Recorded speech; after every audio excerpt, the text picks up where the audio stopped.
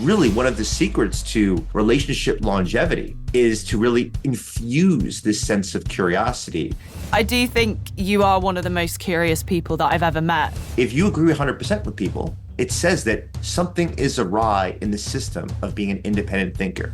I have something that happens to me, and I don't know whether I should share this or not. I'm going to. You have to. Welcome to the Being Human podcast with Amelia and Jez Francis. Brought to you by Just Add Water.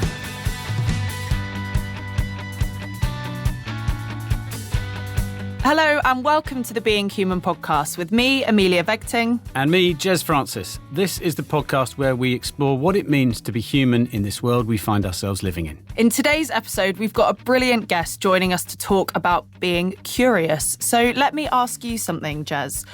When was the last time you went down a curiosity rabbit hole? Oh, you might have asked, when did I not? This is a very familiar place for me. It often involves thinking, how does this work? And then taking something apart and then panicking because I can't put it back together again properly. That doesn't surprise me massively. Something that has piqued my curiosity recently is the act of pilgrimage. Oh. So this was sparked by a book review I read in one of the newspapers, which then prompted me to buy On This Holy Island, it's called, by Oliver Smith, which is all about reframing the idea of pilgrimage in Britain by retracing sacred travel through the ages from the depths of the Ice Age right through to newer contemporary journeys to football stadiums and music festivals, which sort of reimagine how pilgrimage can connect us to something spiritual. So, interesting. Yeah, it's fascinating. And I should stress, I'm not religious, but I am fascinated by the very notion of human connection, as you know, and as our listeners will know because of the podcast, and how travelling from A to B, either with others real time, with travelling companions, or perhaps with others who might have trodden the same path over hundreds of years, how that can be comforting and enlightening and offer insights into who we are. And has reading that book inspired you to want to do one of those walks or create your own, perhaps? Yeah, no, definitely. So I'm starting to get excited about the idea of another kind of multi-day long walk along one of the big national trails, either here in the UK or maybe further afield even. So, and the idea would be to try and experience one of the thin places, as they've called. I've learned this amazing expression, and they're called that because you reach a point where the gap between you and something else, something spiritual, is narrowed such that you can actually sort of experience it. Yeah, I think I'd learn an awful lot about the history, the geography of the route, about myself, lots of time to reflect. And of course, Dennis the dog would have to come with me as well. Always. How about you?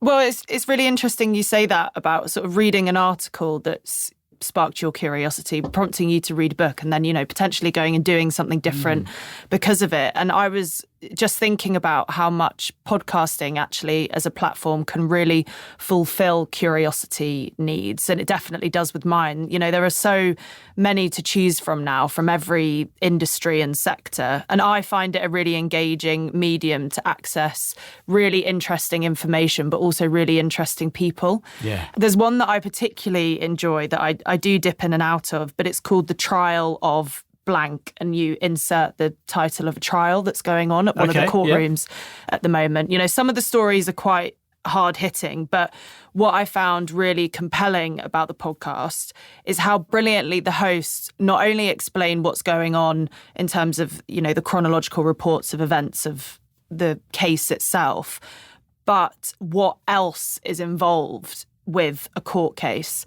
So for people that spend their lives in courtrooms, this is second nature to them. But to everybody else, it can be really difficult to understand. And they really break down, the structure of a court, help explain some of the jargon that's being used, how the jury works and the decisions that they have to make. The different roles. The different roles that they play, analysing evidence when evidence becomes inadmissible, also explaining when the media reports cases that are online, they often feel one-sided at certain moments. And that's because the way that a court is structured, one side gives all of their evidence and then the other side does. So as the media is reporting it can only reflect what they've heard so see far. The full picture. Exactly. So, you know, listening to that podcast, I feel like I've had a real education as to court cases and trials. And, you know, every single episode I was listening to, I couldn't wait to have another bit of time where I could hit play on the next one. So, yeah, I found that really fascinating. Learning new things is definitely a good way of both satisfying curiosity, but also kind of developing curiosity as a muscle in the mind as well, I think. Definitely. Now, I'm curious, Amelia, what dull and mundane aspect of your life are we celebrating today? Oh, it's time for boring things about me. It sure is. I can see that you're yawning, practically snoring. Is it because I am boring? Well, that's life. Being human is being boring. Jez, what have you got for us today? How about the joy of skipping? Oh, one of your new exercise regimes? Not quite, although I have burned off some calories doing it. This is the joy that can be had from clearing out decades of stuff that we've collected as a family, helped by the ordering of a big yellow builder's skip, which has been sat outside our house for a couple of weeks now. So we've been through the shed, all the cupboards in the house, the garage, the loft, you know, even the garden as well. Much of the stuff that we've been able to sort of accumulate, actually, we've recycled or donated. So whilst the skip has been a big yellow, unsightly catalyst, if you like, it's still only half full. And when I do have something to throw in, it's such a good feeling. So anyway, the joy of skipping, that's my boring thing about me. What about you, Amelia? Well, mine isn't actually too dissimilar, but the other weekend I opened my wardrobe and it was one of those moments where you've just been shoving everything in it and you eventually open it and 12 things just fall down. So I thought, right, that's enough. And I decided to do a complete sort out of it, but this time using the KonMari method by Marie Kondo. Do you know anything about this, Jez? No, I don't, but I'm curious. Marie Kondo is a tidying consultant, basically, and she has a whole program of knowledge about how I feel like maybe I shouldn't have shared this with you because I know what you're going to go into. I'm so excited by this. Carry on. So the big aspect about her tidying philosophy is to only keep the things that speak to the heart and discard the items that no longer spark any joy in your life. So I found her quote from her website, which is, "Life truly begins only after you have put your house in order." So now my whole flat is definitely not in order, so my life might not have quite begun yet. But wardrobes are definitely a good place to start. So I spent an entire Sunday holding a pair of jeans going, do these jeans bring me joy? Yes, I believe they do. Back into the wardrobe they go. You know, does this top bring me joy? Yes, it does. But then there was a huge pile of stuff that I don't need anymore. And that's always very satisfying to sort of clear it away. But then got onto the next phase of it, which is where she has all of her folding techniques. And now you open my wardrobe and everything is just beautifully presented, completely unrecognisable. How long it will stay like that for, I'm not 100% sure, but tidying wardrobes was my Sunday activity. How fabulously boring.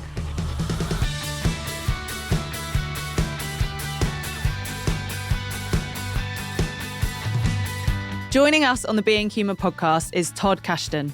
He is among the world's top experts on the psychology of well-being, psychological strengths, mental agility, and social relationships. After receiving a PhD in clinical psychology in 2004, Todd founded the Wellbeing Lab at George Mason University and since then has produced over 230 peer-reviewed journal articles in the field of psychology on topics such as resilience, well-being, psychological flexibility, purpose, curiosity, and social anxiety. With over 52,000 citations, Todd has written 5 books, given TED Talks on psychological flexibility, and continues to share his knowledge and wisdom on his newsletter called Provoked, the newsletter that believes curious, courageous exploration is less risky than complacency. Todd, welcome to the Being Human podcast. Thank you. You make me sound so much better than I am in reality. Well, it's a very impressive repertoire of work that you have. Thank you. Well, thank you for joining us. We always ask some general get-to-know-you questions of our guests at the start of our conversations to give our listeners a sense of who you are and what makes you tick. Go anywhere. So please, would you describe what you were like as a kid in 3 words? Impulsive, entrepreneurial, and playful. Playful. And give us some examples of how that was brought out.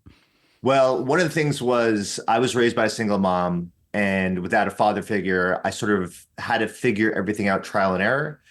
And so one of the things my brother and I stumbled upon one day, my twin brother, was National Lampoon magazines, which is, I don't think is a thing anymore, but it was just like raunchy poetry and like satirical like examinations of like whatever athletes were famous at the time. And then we would resell these to kids in these really conservative households for like 10x. And so there was like a big source of income.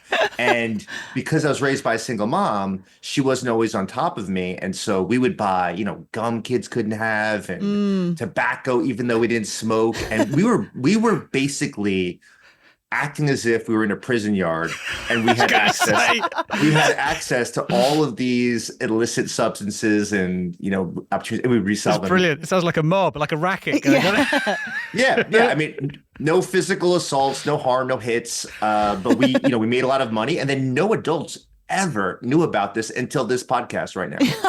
Well, there we go, breaking new ground. Yeah. Todd, what's the best piece of advice you've ever been given, and who gave it to you? I'm going to go with the most recent one, which is don't worry about the opinions of people that you wouldn't take the advice from. And it's such a powerful thing because so much feedback comes out to you. Everyone's got an opinion on anything that's exposed to publicly. And the question is, do you actually care what this person thinks? You can absorb the feedback, but without actually having any concern about the human entity that's giving that feedback. Interesting. It's actually quite amazing. I remember writing something online about my friend Allison Brooks. She has a new book that came out, and I was talking about her concept of the pain of being on a date, a ZQ date, 0 questions. Someone asks you no questions over the course of an entire date. And so I was saying, like, this is one of the most painful social experiences that exist. The amount of vitriol that was coming at me of saying, well, maybe they were anxious, maybe they had a trauma in their background, for you to judge them. And I was like, hold on.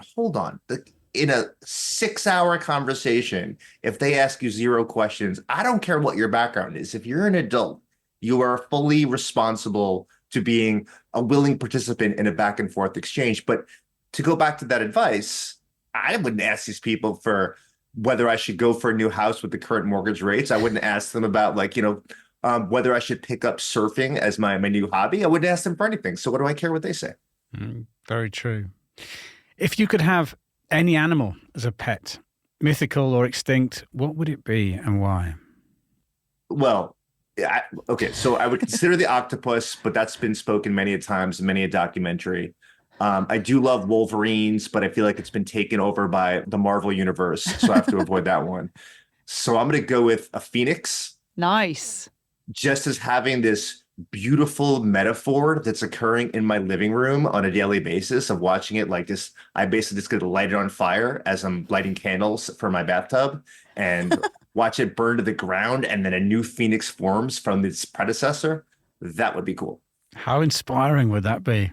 To watch reinvention happening in front of you every day. It'd be brilliant, wouldn't it? That would be brilliant. And think about it like if you're in a ZQ conversation and all of a sudden it's going nowhere and you just decide to light your phoenix and just turn it to ashes and watch it come back to life again. I mean, that would definitely give you something to talk about on a date if you had a phoenix next to you that you were setting on fire. But imagine you did that, the person still didn't ask a question. Yeah. Then you'd know this is going nowhere. These are the kind of tests that you need to give people when you realize that you're just in a Shakespearean monologue for 2 hours. And Todd, what's something that you're curious about at the moment? I read this book that I might be one of 15 people on Earth that read this, called Duped. And it's about false confessions, but it's not the idea that someone is lying when they're asked whether they did something. It's that someone is claiming they did something they didn't even do because they're so concerned about the investigation that's occurring. And so you have people that are in prison right now who made a confession. And basically, it was just the anxiety of the interrogation where they just claimed that they did things they didn't even do. And it's like a fascinating psychological process that you would like, where does that come from? Like, how does that show up in the brain? And what childhood experiences would lead you to say that you harmed someone and you did something wrong that led to a serious actual punishment. So right now, I'm a little bit obsessed with this. That's really interesting, isn't it? I mean, I have something that happens to me, and I don't know whether I should share this or not. I'm going to. You have to. It always worries me when Jez starts a sentence. I have something that happens to me. You have no idea where that's going to go. I always experience guilt whenever I see a police officer.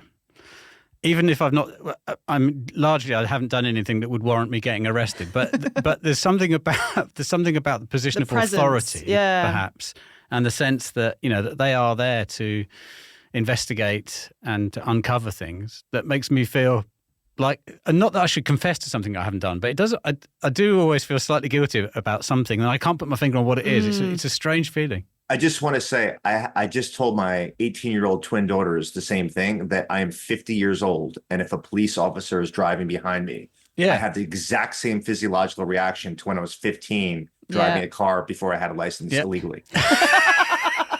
Well, maybe that's what it is. Maybe there's something that I did in my past, which I feel I should have been punished for and got away with. And therefore, this is just me reliving that guilt every time I see someone who could be coming after me for it. We need to find out what that is. Yeah, that's good. If only you were a phoenix and we could just start you over, just reset you.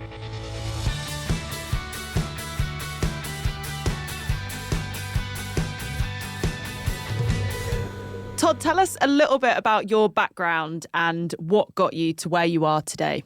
Well, I started off working on Wall Street on the floor of the New York Stock Exchange. So I was a finance bro. And I missed that whole movement because nobody liked us back in the 90s. I was on Wall Street. And then when I was coming home from work one day in a park at 2:00 in the morning, a couple of my friends who were on mushrooms and playing the harmonica, they basically said, if you read these books on your free time when you get home on the psychology of intelligence and love, like, why don't you flip your worlds and just go into psychology and then invest on stocks and bonds in your free time? And you're very susceptible at 2:00 in the morning in a golf course. And so I switched careers and I started working on what makes people fall passionately in love with people as my first research assistant job. And from there, I went to grad school to study how people develop panic attacks. And it's actually pretty interesting. What we would do in an experiment, people would sit in a chair with a Hannibal Lecter mask on their face with 35% CO2 air.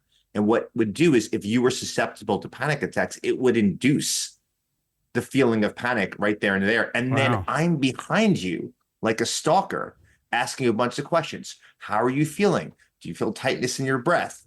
What's your heart rate like? What's your mind saying right now? And then while I was studying why people develop panic attacks, I realized I'm not interested in this at all. What I'm interested in is, what are the things that people are unwilling to do because they're afraid that a panic attack might arise?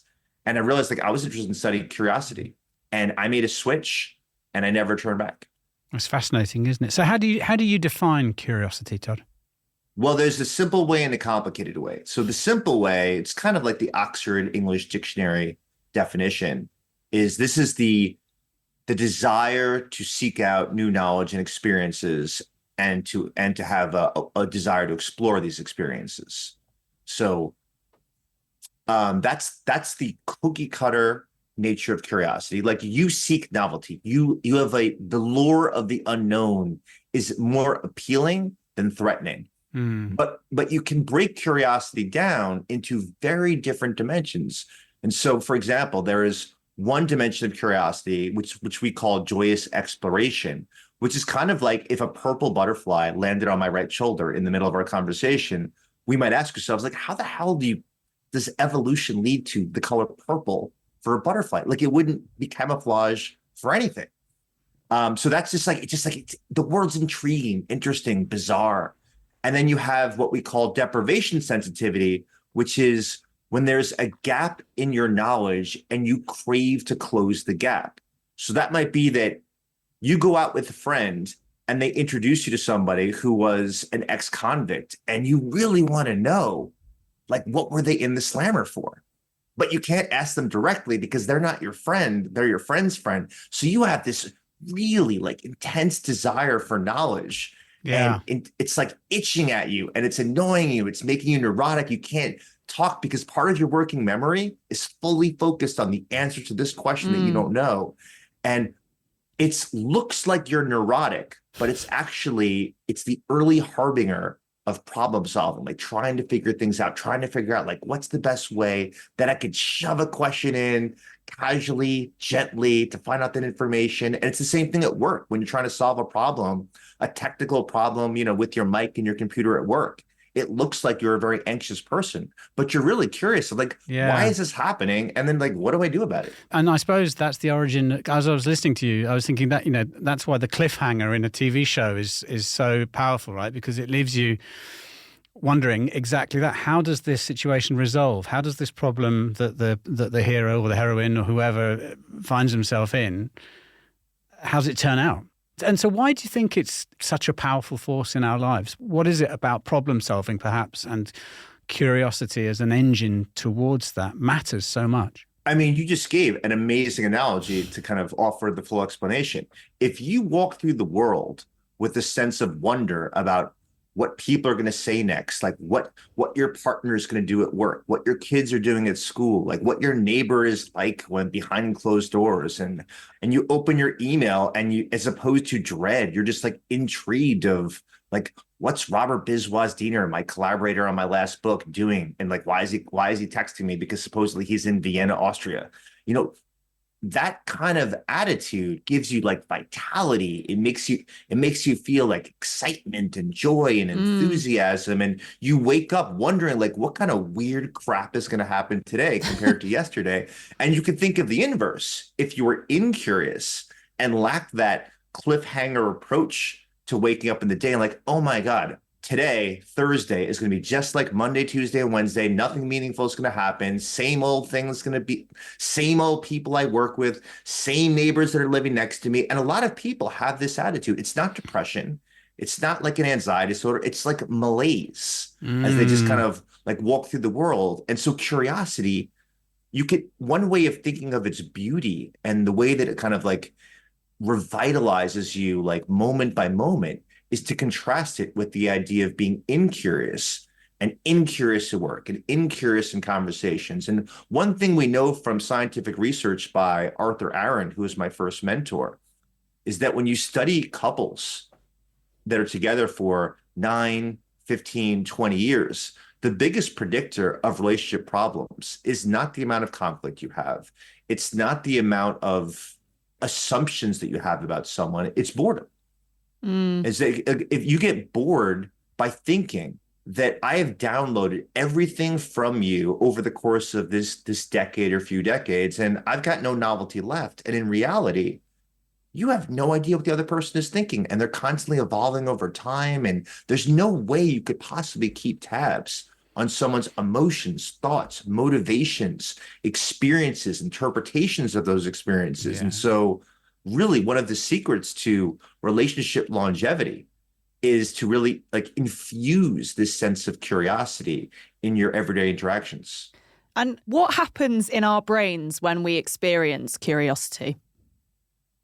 That is going to be a very nerdy question. We can have a nerdy answer. So there's a few things that happen. One thing in the hippocampus, for example, is you make prediction errors in that you compare what's happening now or what you think is about to happen to what's happened in the past. Now, people that are curious, they often make a little bit of an error in assuming is that there's going to be some novelty and excitement, and it's a little bit anxiety provoking. I have a sense of uncertainty, and I'm kind of excited to go explore what happens there. So that's happening in the hippocampus. It's being activated, and it's making these prediction errors is that I don't know exactly what's going to happen when I turn on this mic and go onto this podcast with Amelia asking me questions, because we could go anywhere. I can't predict what you're going to do. I can barely even predict what I'm going to say next. That happens there.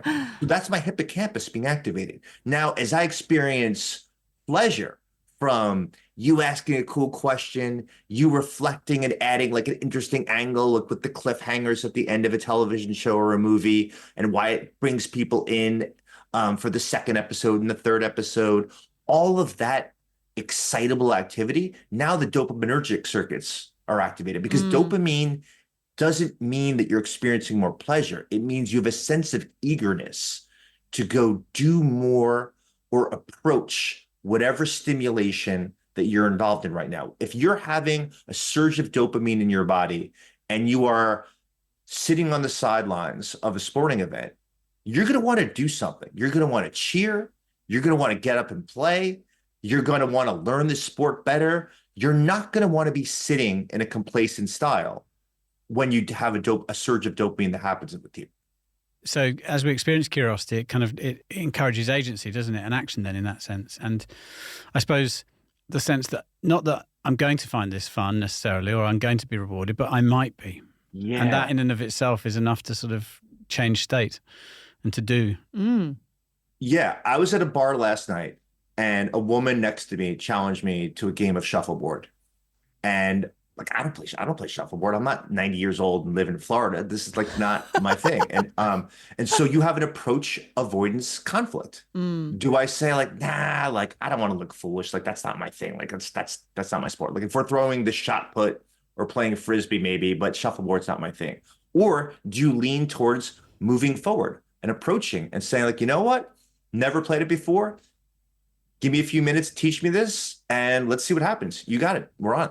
And it doesn't matter what you do, like on each and every time you face these conflicts. What matters is the pattern. Like in general, if you lean towards approaching versus avoiding on a regular basis, you're probably what we would call a curious person. You have high levels of this personality trait called curiosity. In any moment where it happens, we would probably say like you're experiencing curiosity in that moment. And it's exactly what you said. There's this agency that's enshrouded, or like it's a blanket like around this thing called curiosity. And I think one of the things that psychologists do, which is problematic, is we separate all these terms. And in reality, all these things get blended into these very complex moments where you have hope, agency, curiosity, a sense of joy, level of optimism, a sense of gratitude that this person invited you into this experience to play shuffleboard. All these things tend to often co-occur. Maybe a bit of fear as well, perhaps, you know. Yeah, and a moderate level of anxiety is often what makes the best experiences. First dates, roller coasters, horror movies, haunted houses. I mean, this is the best stuff that's out there. Can you measure someone's curiosity or capacity to be curious? Absolutely. I mean, you could even take my example of last night. It's so embedded in our existence that I only have to go a few hours ago to give you all the examples for curiosity. So if you go back to last night, you could just imagine this woman asking 17 people at the bar who are sitting by themselves, hey, do you want to play shuffleboard? And then you can observe facial expressions. Do they get up? Do they offer excuses? How many excuses? Do they seem downcast? Do they seem like their legs are shaking, that there's excess level of nervous energy that's making them feel curious but unwilling to act on their curiosity? Who goes to the shuffleboard? When they go to the shuffleboard with this woman, do they play?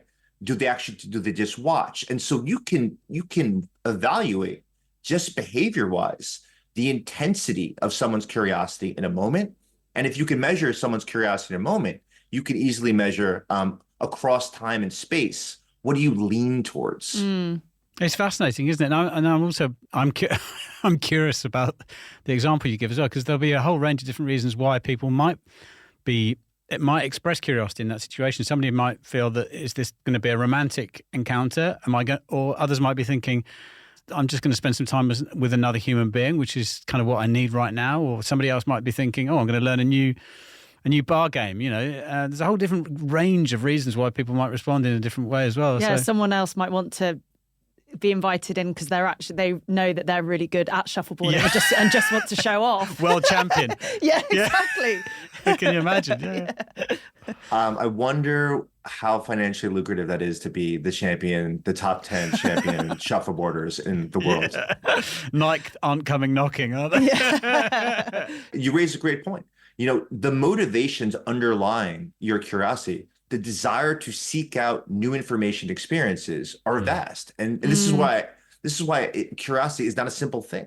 You're exactly right. It could come from a place of, I can showcase my status. It can come from a place of my romantic motivational module is activated. It could come from my desire for connection and belonging is activated. But embedded in all of those motivations is some semblance of curiosity.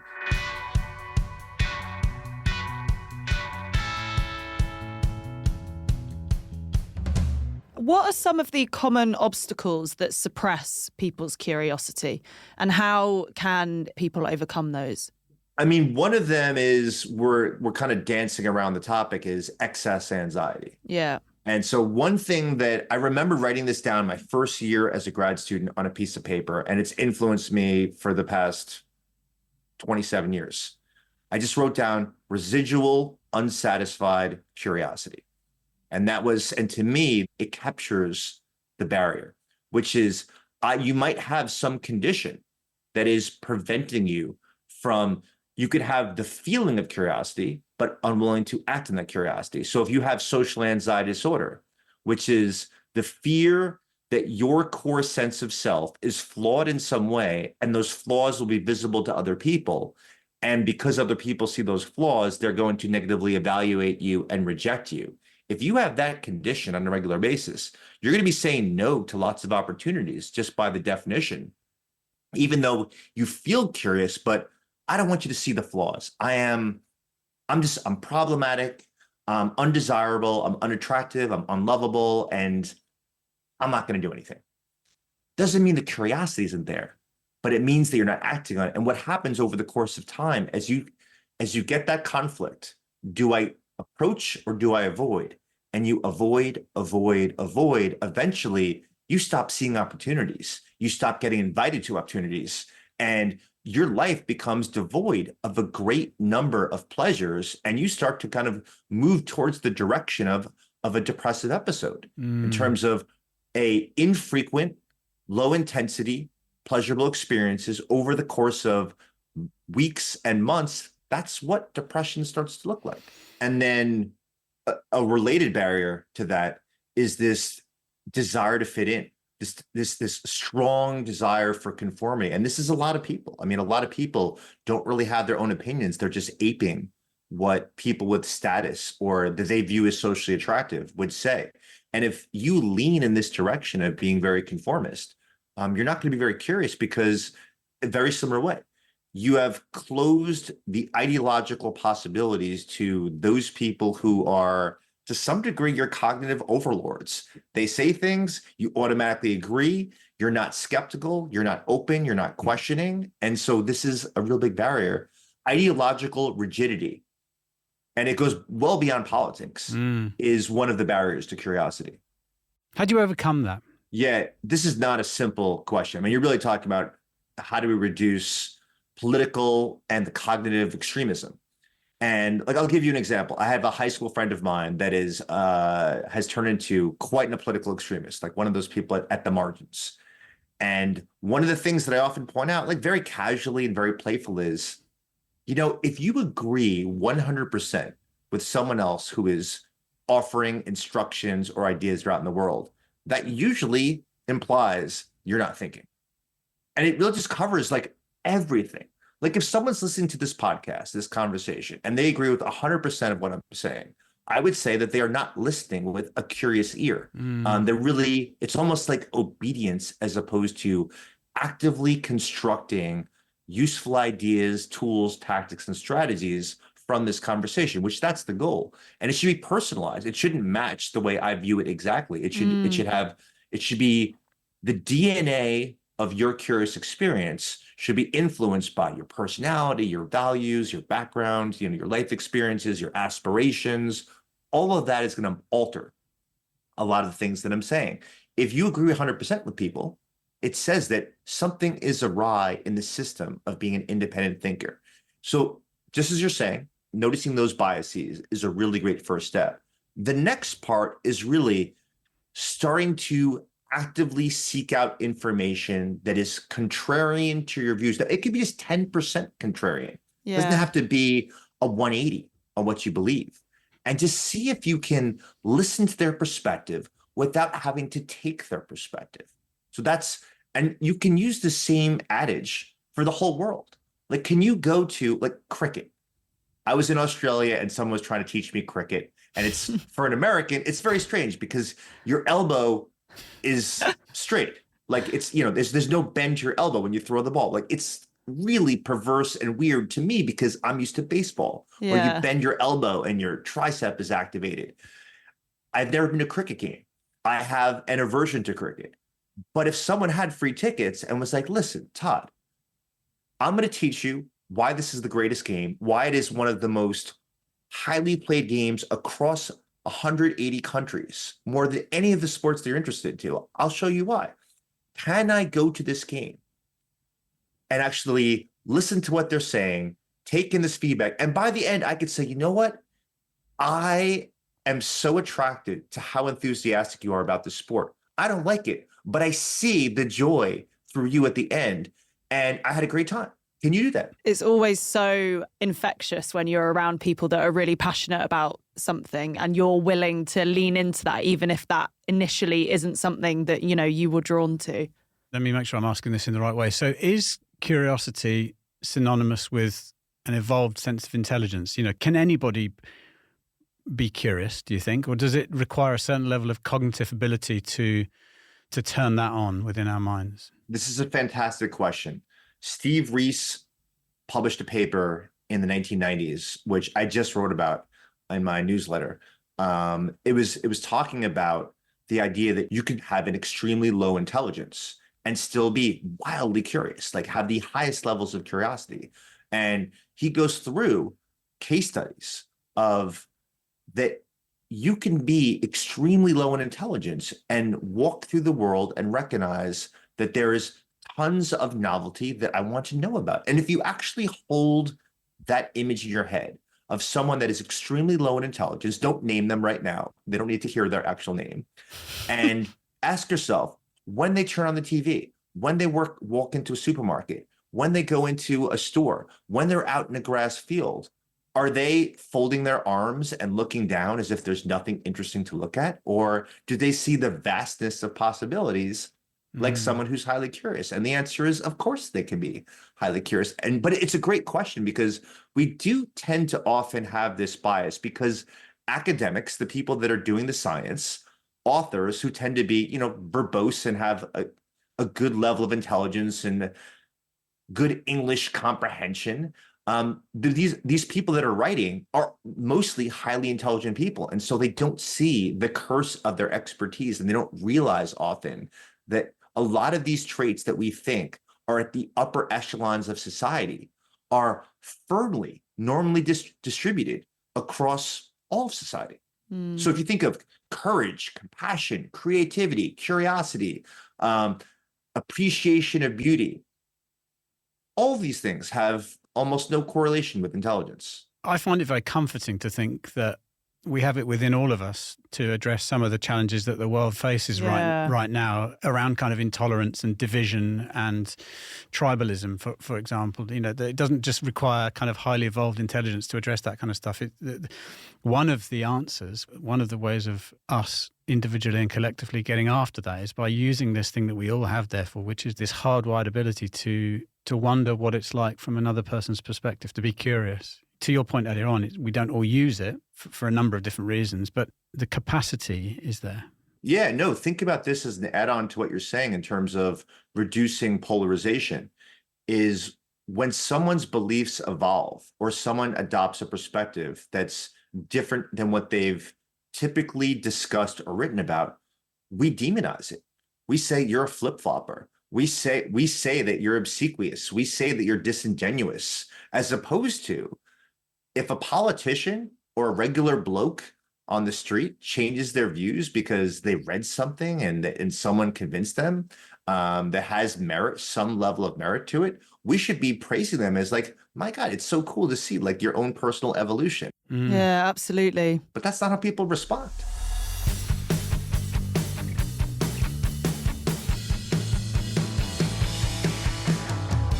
Todd, in your book, Curious, you've got a chapter on the rewards of relationships, and you finish that chapter by saying, being adept at appreciating the mysteries and uncertainties of relationship and life is where true fulfillment can be found. How does curiosity contribute towards stronger relationships, both personally and professionally? Yeah, one of the important features of curiosity in relationships is you are to some degree acknowledging that you know less than you think you do. That is a seed of grace and charity and cooperation and perspective taking, perspective getting first before you can take someone's perspective, to get their perspective. You would see a lot less relationship conflict and a lot less divisions if you walked into a situation that aroused your anger or your irritation or indignation, and you walked in saying, I'm upset, but I don't know everything that's going on, and I don't know your angle for doing things. So before I say anything, I just want to know, this is the issue. And I'd love to know like where you stand on this, what happened, because I just heard hearsay. I read about something. I heard from someone else. But what do we typically do? We rely on gossip as if it's the gospel. Yeah. We hear something, we immediately come to some reification of whether that person is right or wrong, problematic or not. They're loafing at work or they're contributing efficiently at work. And you need to create a deliberate pause in the system of relationships where you try to understand where that person is coming from. And again, this doesn't mean you're committing to agreeing with anything they say. What you are committing to is a sense of beautiful ignorance that you're trying to resolve. So true. I mean, we often talk, don't we, about the organizations that we help work-wise. A really good indicator of a team or a business or a function that can perform it well is the level of conflict that exists. As long as it's constructive conflict and not just a turf war, people defending an idea simply because they don't like the idea that someone else has a different view. And so by extension, and I've not thought of this before, but I think the extent to which you see curiosity in a team that's trying to make something happen in a working context might be a really powerful indicator that they have at least some of the wherewithal to do great stuff, because it suggests that there is a willingness to be creative or to innovate or to ask the questions kind of what if, or I wonder why, or those kind of things. And I think it's really important to separate that the task conflict is often great.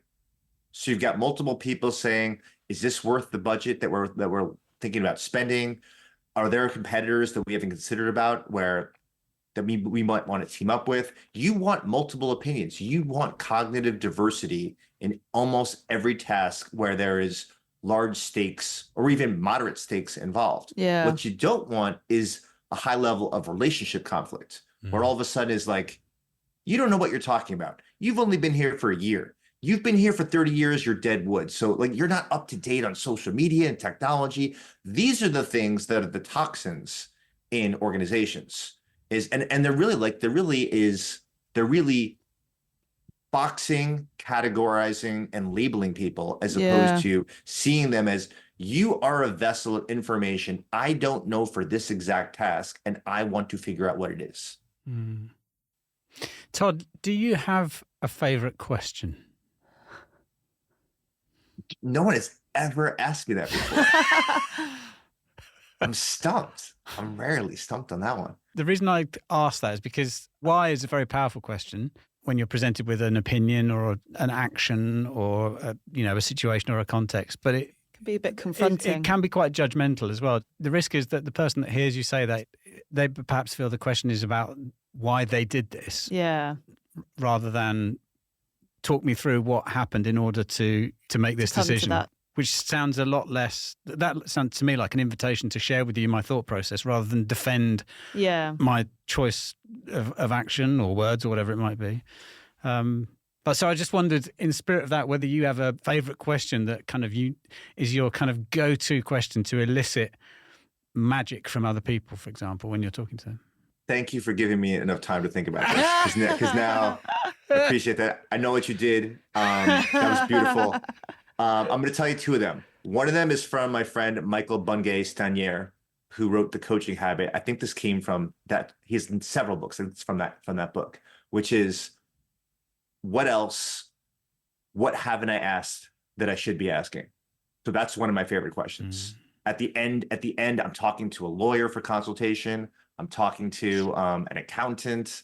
I'm talking to like the soccer coach about my kid on the soccer team. Like, what should I have asked that I didn't ask? That's like one of my favorites.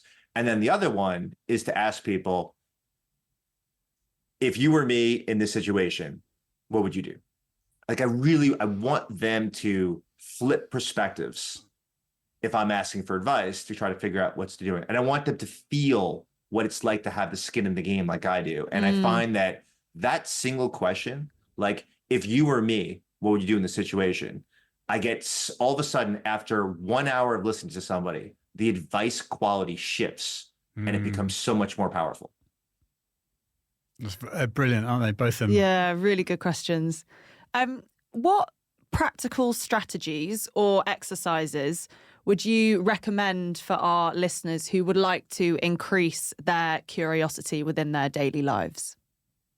I will give them exactly what I'm going to give to my class 3 days from this conversation when I start talking about curiosity, which is, do something that you have prematurely decided is boring, uninteresting, not your thing. And what I want you to do is not try to enjoy it. Forget enjoyment. Toss that to the side. All I want you to do is notice 3 interesting things during that activity. And what normally happens is, as you start looking for things that are interesting, and there are interesting things in the most boring people, because some people, it's interesting how freaking boring they are. Like, they ask such terrible questions, and it was amazing. I threw such great softballs. I mentioned that I have a twin, and neither of you even jumped on, right? Like, it's sometimes like the not happening is really interesting. Like, there's always something interesting.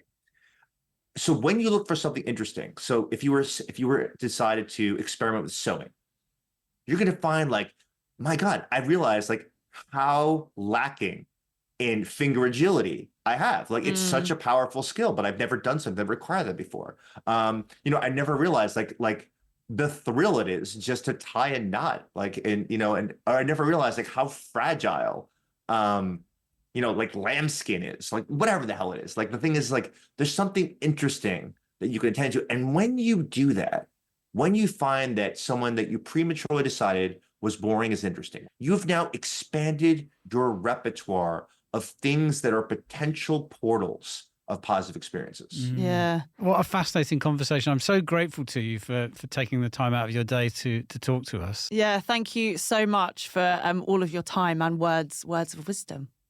Listen, the two of you, I love like the double hosting, because it's great. It's such a fun interrogation. It gives us thinking time. That's fun. It works. Well, look, we've loved having you on. We can't wait to get this episode out and for people to tell us what they think. Yeah, definitely. Thanks for bringing me.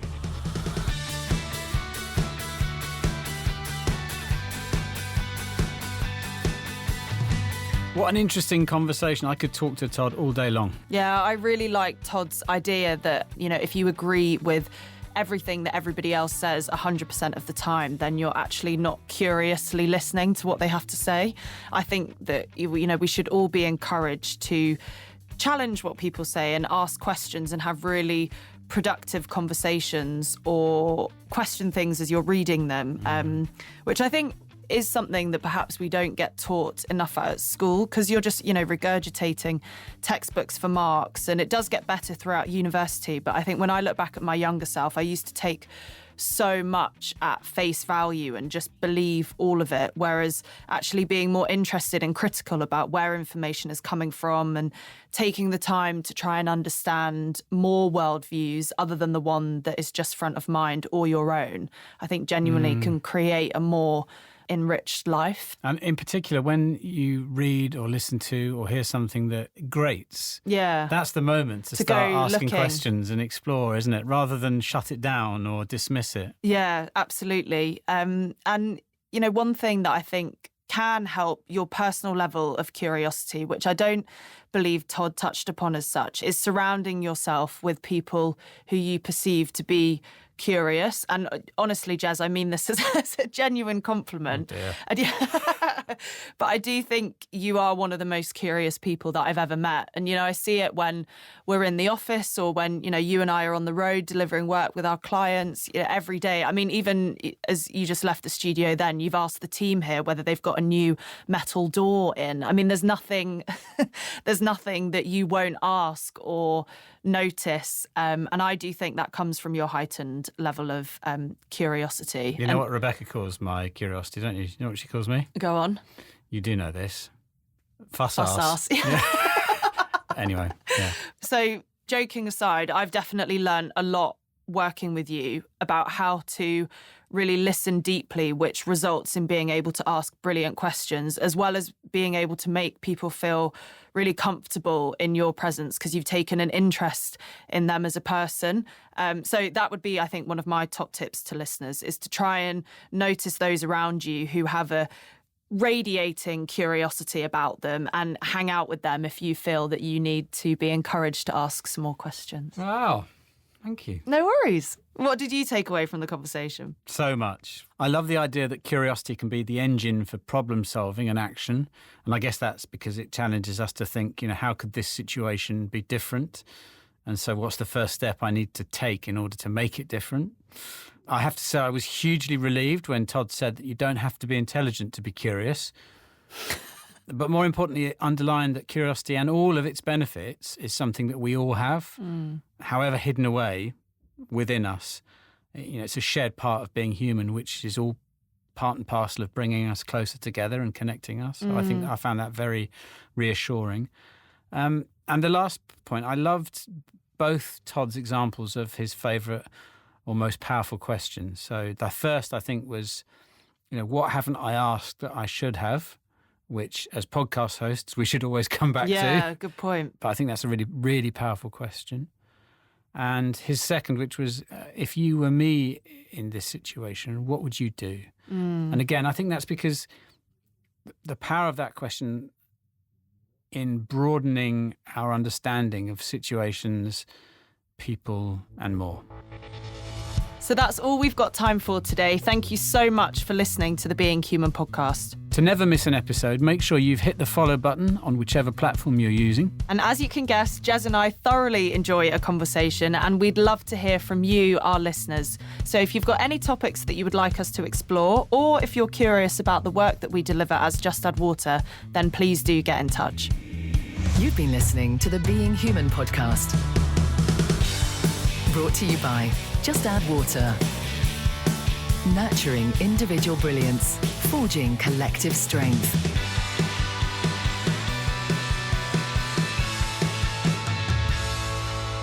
I apologize for looking like I was just kidnapped and I'm hanging in someone's basement, but I am moving, so it's this or boxes. In the psychology... Oh, sorry. This is the beauty of a podcast. You can give it a go and it all gets edited out again. So sorry just about that. Even the first sentence. Yeah, I know. Yeah. It's going to be a long afternoon. Yeah, exactly. When Chris said, should we do some levels? I think he was asking for us to play levels. I'll start. Spirit level. You have to come up with some sort of level. Jez tolerance level.